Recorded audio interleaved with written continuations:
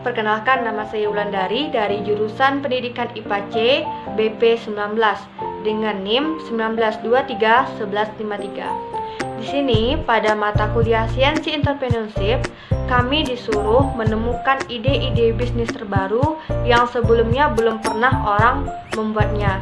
Di mana ide-ide bisnis terbaru yang kami munculkan ini diharapkan nantinya sebagai ide kedepannya untuk berwirausaha. Nah, dengan adanya tugas dari mata kuliah Sains Entrepreneurship ini dengan memunculkan ide-ide baru, saya tertarik dengan ide bisnis berupa makanan yang bahan utamanya itu berupa nasi.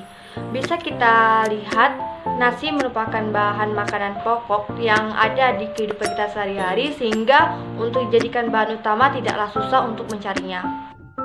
Selain itu, dengan kemunculan ide bisnis baru ini diharapkan bisa lebih menginspirasi masyarakat Indonesia bahwa nasi tidak hanya bisa dijadikan sebagai makanan pokok, tetapi nasi juga bisa diolah sebagai cemilan-cemilan yang enak. Untuk cemilan itu sendiri, di sini Ulan akan membuat 2 macam jenis cemilan yang bahan utamanya itu berupa nasi. Tentunya di sini teman-teman semakin penasaran. Baik, Ulan jelaskan slide selanjutnya.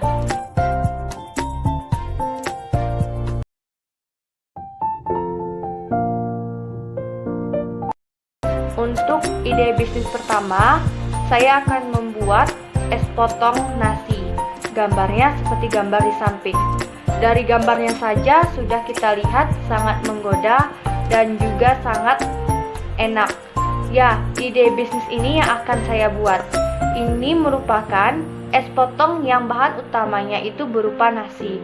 Untuk rasa sendiri tidaklah aneh, yang dimana es potong nasi ini memiliki tekstur yang lembut, yang mempunyai rasa yang manis, sama halnya seperti es potong pada umumnya.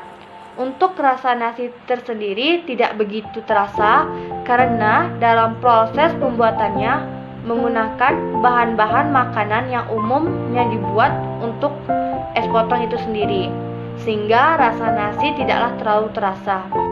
Untuk bahan es potong nasi ini sendiri, itu ada nasi sebagai bahan utamanya, ada air, maizena, santan, susu kental manis, gula, coklat, dan juga vanila. Untuk bahan-bahannya tadi, itu tidaklah terlalu susah didapatkan, melainkan mudah saja kita cari di pasar-pasar pada umumnya.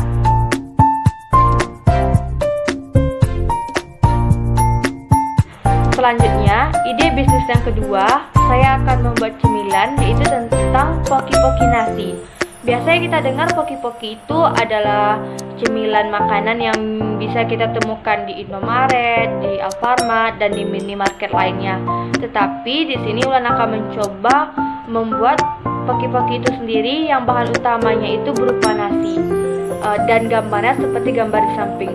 Wah, makanan apa lagi ini? Pasti enak. Wah, setelah tadi ada es potong dari nasi, sekarang malah ada poki-poki dari nasi.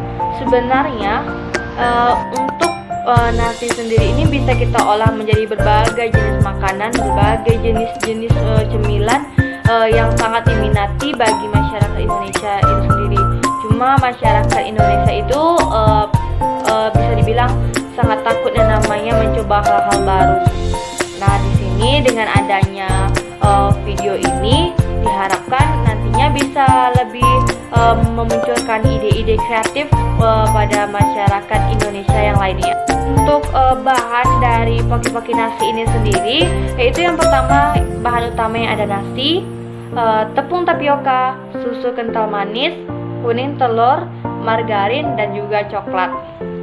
Untuk bahan-bahannya ini sangat mudah didapatkan di pasar-pasar pada umumnya.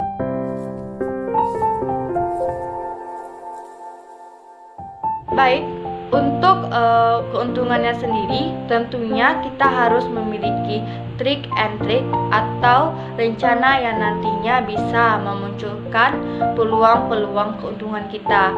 Yang pertama itu kita harus benar-benar melakukan perhitungan benar-benar harus berpikir meletakkan harga yang pas pada makanan yang akan kita jual.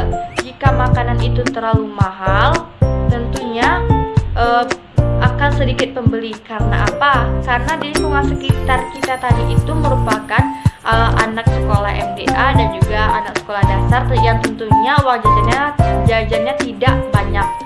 Dan jika kita meletakkan harga makanan itu sangat rendah, tentunya itu akan menyebabkan kerugian pada bisnis kita ini. Yang kedua itu mengubah tampilan semenarik mungkin. Karena apa? Karena dengan adanya tampilan yang menarik akan memikat daya tarik bagi pembelinya. Dan yang ketiga itu ada memperhatikan rasa. Sesudah harganya pas, itu tampilannya menarik, dan rasanya juga enak, pasti akan banyak orang yang membelinya. Tapi jika udah harganya pas, tampilannya menarik, tapi rasanya tidak sesuai, tentu akan membuat kecewa para pembeli. Dan yang terakhir itu kita harus bersikap ramah. Karena apa? Sikap ramah akan memunculkan rasa nyaman antara pembeli dan juga penjual.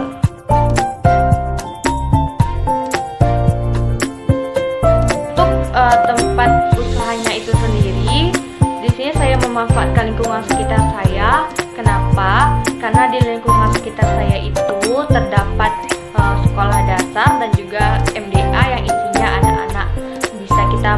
Situasi ini bisa kita manfaatkan untuk meraih keuntungan. Nah, untuk tempatnya sendiri itu ada di Kabupaten Bengkalis, di Jalan Jalak nomor 6 Perumnas Tahap 3. Nah, untuk minatnya sendiri pasti ada. Karena apa? Karena kita di sini memunculkan nama-nama baru yang membuat orang penasaran seperti apa bentuknya, seperti apa rasanya, seperti apa teksturnya. Nah, tinggal kita bagaimana sebagai penjualan untuk membuat makanan kita itu cocok di lidah mereka dan membuat mereka ketagihan untuk membelinya.